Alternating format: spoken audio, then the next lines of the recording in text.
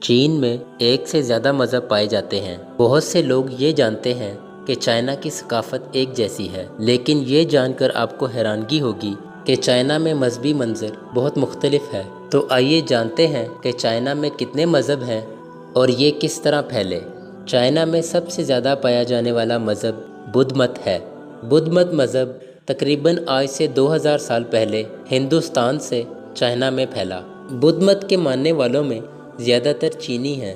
China میں دوسرا سب سے زیادہ پایا جانے والا مذہب تاؤزم ہے۔ تاؤزم چین سے تعلق رکھنے والا مذہب ہے اور اس کی تاریخ 1700 سال سے زیادہ ہے۔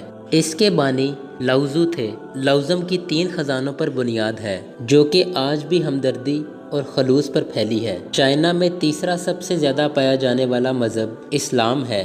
یہ مذہب آج سے 1300 سال پہلے عرب سے چائنا میں پھیلا تھا۔